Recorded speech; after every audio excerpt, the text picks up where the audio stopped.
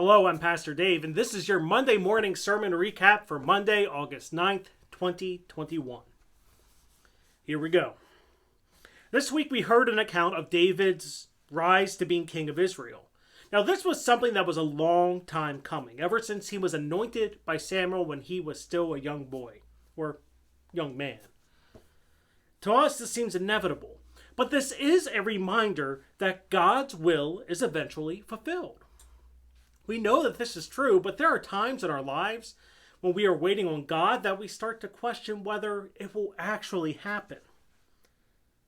Now, this doesn't say that everything is inevitable, that God's will be done, and we have absolutely no say about it. We are not one that is going to preach predestination because God has given us free will.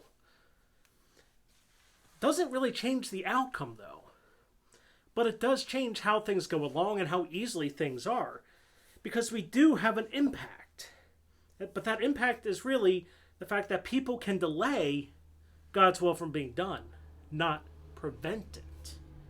That's really the limit of our influence, is a delay. And really in this event, we really see the fruition of a much older prophecy, a much older promise. Because we could think of David being anointed by Samuel and him becoming king. But one of David's first actions was to take the city of Jerusalem from the Jebusites, the last Canaanite stronghold in the Promised Land. And what's interesting with this is when David took Jerusalem, God's promise to Abraham was also fulfilled. The land had been promised to Abraham and his descendants. And now, centuries after the Exodus, and the people are finally in the Promised Land, this final city was the holdout. No one had taken it.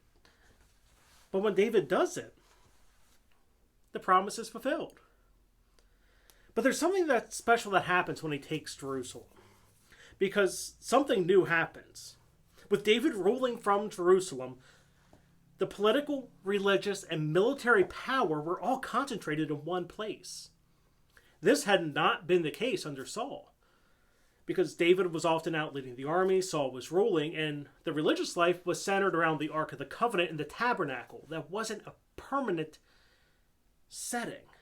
Ultimately, David brings the Ark into Jerusalem. David is the leader of the military still, and he is the ruler, and the power, this temporal power, all gets placed into one location.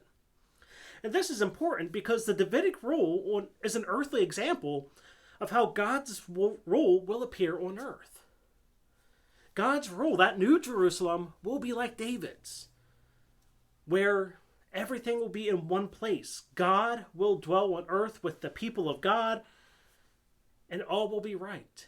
And our first glimpse of it is here with David. That's something we should hold on to.